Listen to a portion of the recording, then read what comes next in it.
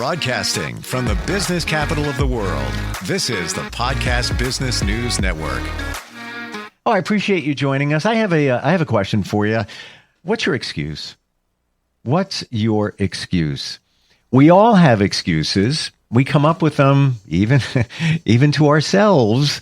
Why do we create these excuses? Are they valid?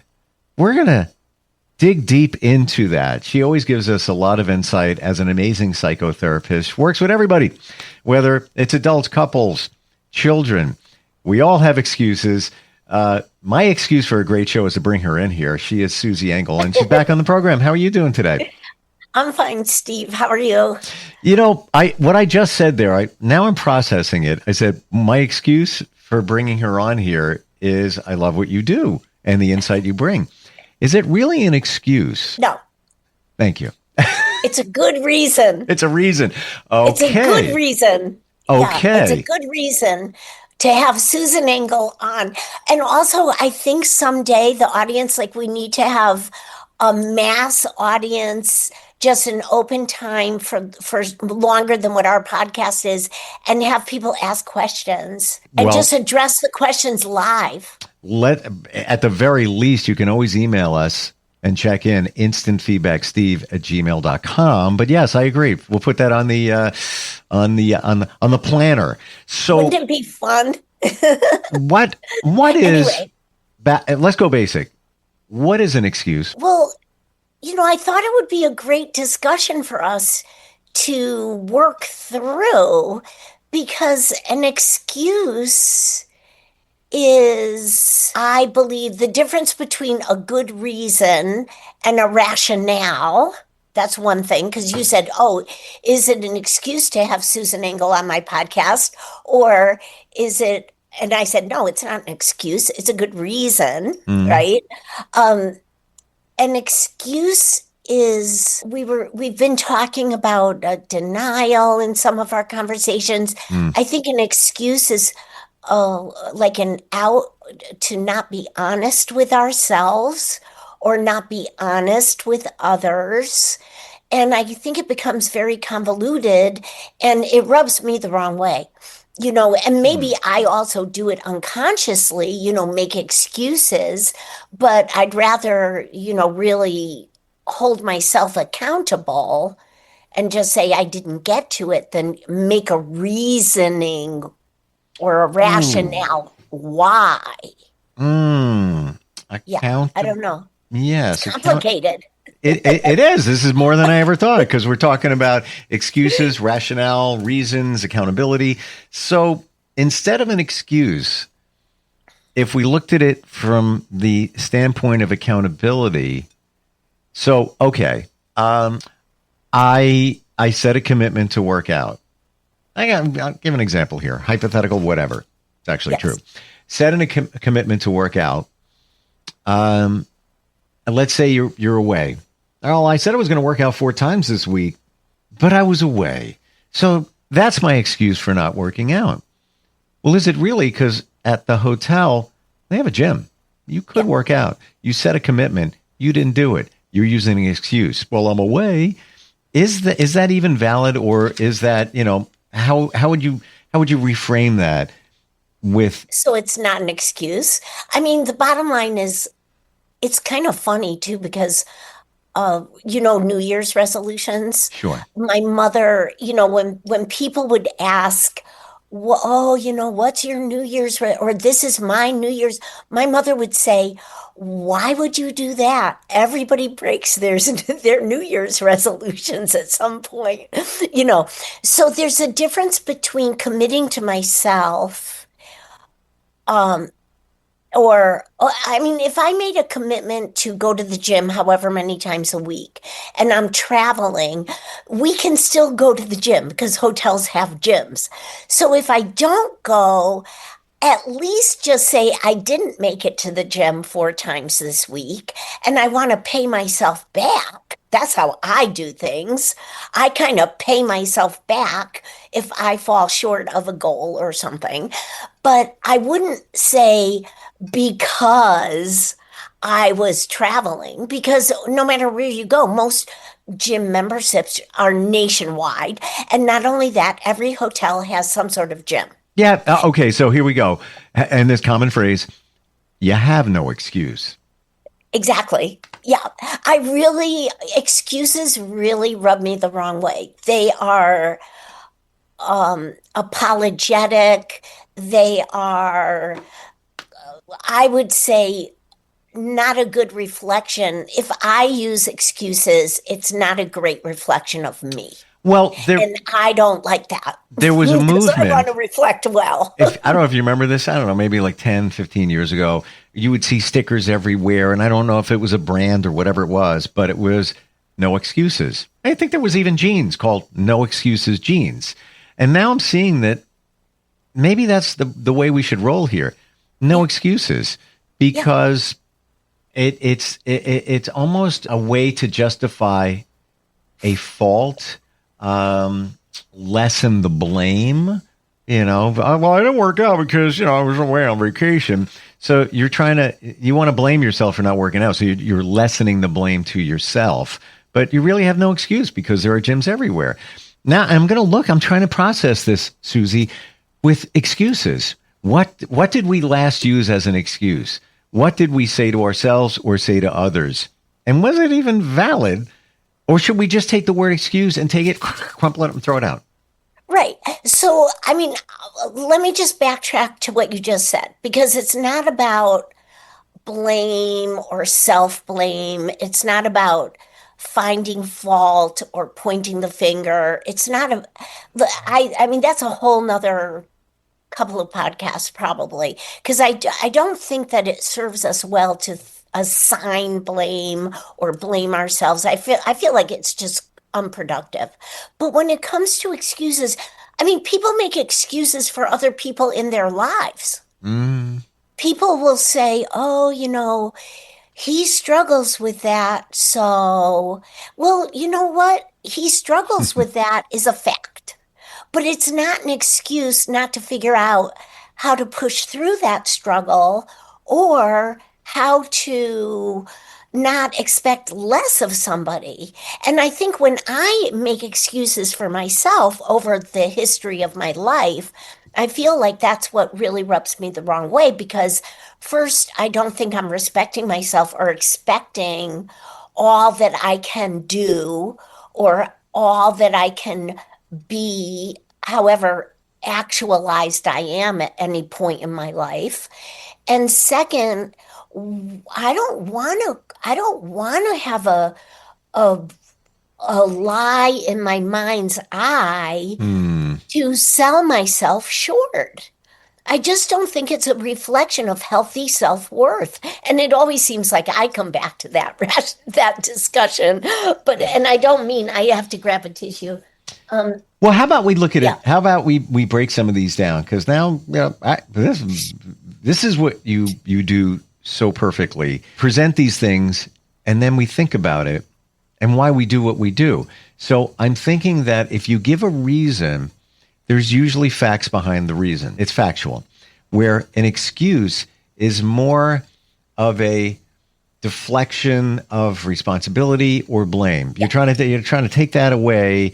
It's an excuse because it may not be based on fact. So the working out thing on vacation. If you said, well, there's no gym at the hotel, and my membership is not good in any of the gyms within the geographic area of where I was on vacation. So True. I'm giving a reason. That's my reason for not working out. And I would say either to myself or somebody else, that's valid. That's a valid reason. That's valid. I think that's valid. You presented facts. I was thinking the same word. That's valid. Now, we can still go outside and walk or do intervals or whatever. Jog on the beach. Yes, you are. Yes. Right. We could swim. We can do all that. But aside from that, that's valid. That is, I was looking forward to doing my routine at the gym that we do in the gym. That is not going for a walk. That is really working out whatever we're doing, working out at the gym. And there was no no gym available in the vicinity of the hotel or the resort, and there was no gym at the resort. Okay, that's fine. That's valid.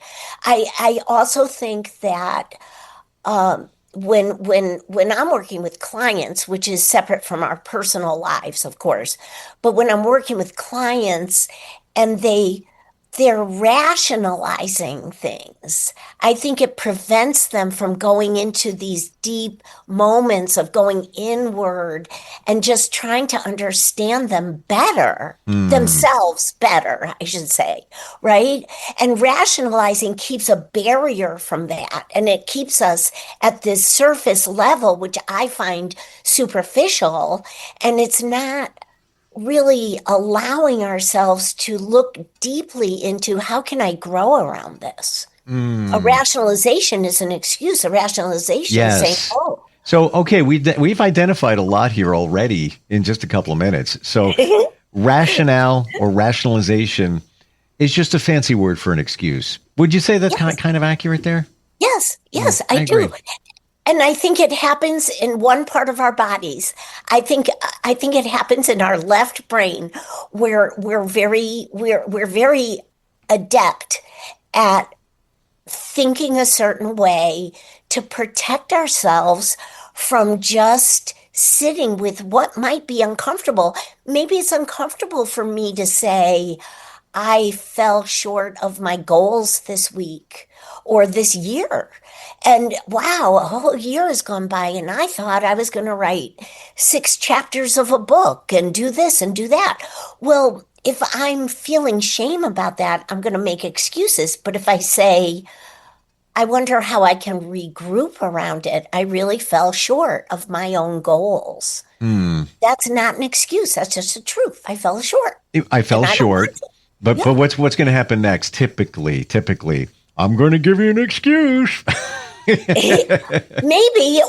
I'm going to say I don't want to go through that vitriol of coming up with excuses. It doesn't. I know. All right, I'm going to be I don't transparent like here, it. and I had this conversation with him. So I'm going to say it. I'm going to say it. I had a goal to work out. Beginning of the year, I was on great path. I started before the beginning of the year, call it the New Year's resolution. I don't really do resolutions. It was a commitment to work out regularly. I started getting up early. I was getting up at like 5-something in the morning. I would meet a friend at the gym. We'd been doing it for a few months. I started realizing, even after the first of the year, that I wasn't really getting a good workout as I expected. Part of that was he likes to talk. And all right, so then I go along with the talking. I don't want to talk. A couple of quick things here and there. All right, spot me on this machine, blah, blah, blah, whatever. It turns into, what could have been an hour is now an hour and a half. So I don't know if that's an excuse, so I stopped going, and I'm going to refocus and go again, either not talking a lot with him or back to doing it myself. But that's my reason. And I think it's valid. I even had the conversation with him too. It was like, yeah, you like to talk a lot. I don't want to do that. I want to work out. That's why I'm there. Well, and there's nothing wrong with I would say assessing this experience about working out with a friend and having this accountability. I mean, it's good to buddy up sometimes and have that accountability. And it could happen occasionally where we have a deeper conversation, something came up and we're looking at something. But this is on more on a regular basis where I wasn't feeling productivity. Yes, and it's okay to say, when I work out, I need some quietness when I'm counting, or I like to focus on what my muscles are experiencing or what my physiological experience is, and find a way just to set a boundary with this friend that I don't want to gab the whole time, because it distracts me from, not you talk a lot, but I like to focus on what I'm supposed to be noticing. Well, when I'm you doing are these right. Exercises. Thank you for saying that, because I put it more on this person. And really it's on me, because he may be cool with that. Not for me. So I get that. I should have flipped it and should say, I'm not here to talk. I'm here to work out. If you want to talk, then, maybe somebody else. But instead, I got kind of like you talk a lot. And I should have done it the other way around. Yeah, I get it. Remember, we said we can say anything diplomatically.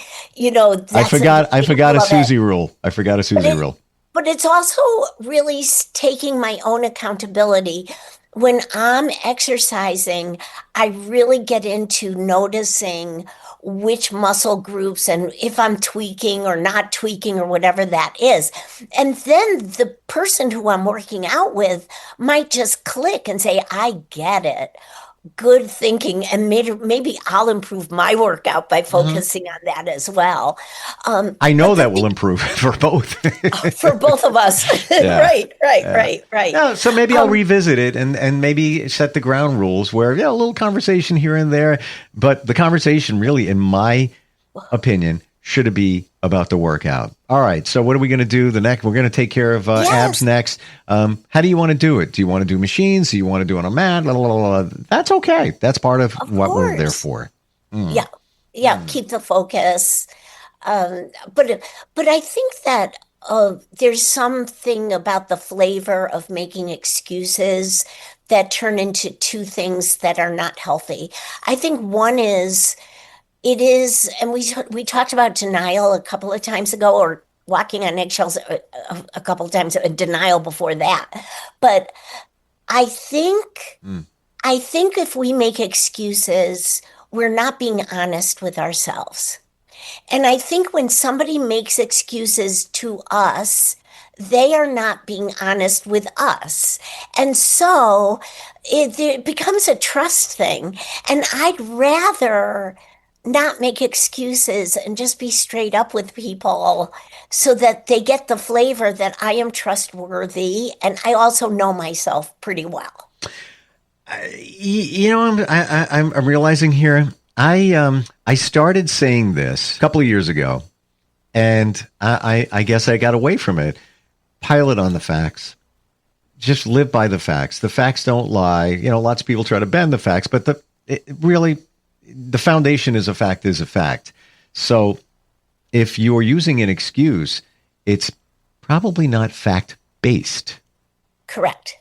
It's a little bit of, I'm not being honest either with the person, or definitely I'm not being honest with myself.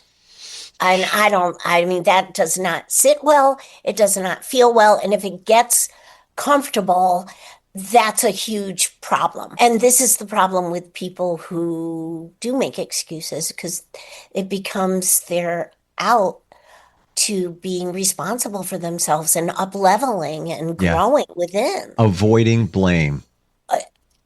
Avoiding accountability, self. Yeah. Yeah. Self. Wow. I know responsibility. This is avoiding responsibility. Completely. It's almost self-serving. Yeah. Why? Why would we want to do that though? It's so distorted. Wow. And also it breaches trust. So if somebody makes excuses with me or rationalizes with me personally, I'm not talking about clients, because that's different. Clients are learning how to learn about themselves and learning how to process things in a new way. I appreciate that. I'm not talking about that. But in my personal life, if somebody is not being honest with me and making excuses or rationales, it's severing our trust. That's not a good thing. Then I'm going to disconnect from that person rather than feel, right? Oh my gosh. It's I've always viewed it a little bit of a dirty word in a way. And it's almost, that's funny. Stop with the excuses. But I didn't view it to this depth, how really negative it is. Not a good thing. But it really is just designed to avoid blame. It's self-serving.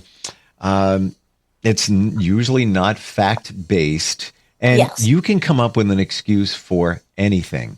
You can, but you can't come up with a reason for anything because maybe there's no reason. And that's a fact. I want to just add this. If we also get in the habit of making excuses, then we are eventually, that's going to generalize like everything does within us. And, it becomes our perspective. And if we become really good at it, then we start making excuses for other people in our lives. And that becomes very enabling. And that becomes very, I would say, detrimental. And it also is if we make excuses for our children, if we make excuses for our loved ones in our personal lives, we are saying, I don't expect that much from you. And that doesn't feel good. I like it when people expect a lot from me, and I expect a lot from me. It teaches me to always treat myself better. Does that make sense? It really does. And I have all right. So a question: is an excuse a lie? Yes. Oof. Oh boy. I mean, straight up. I mean, I didn't want to start with that because then it's like, oh, conversation over.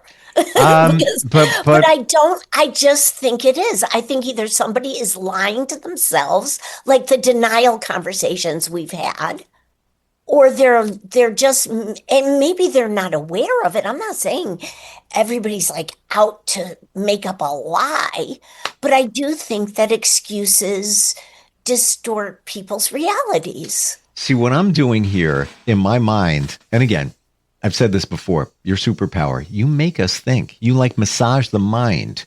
So I'm thinking of any excuses I may have given in the past couple of days, week, whatever. I'm going back, and there's one, and I was supposed to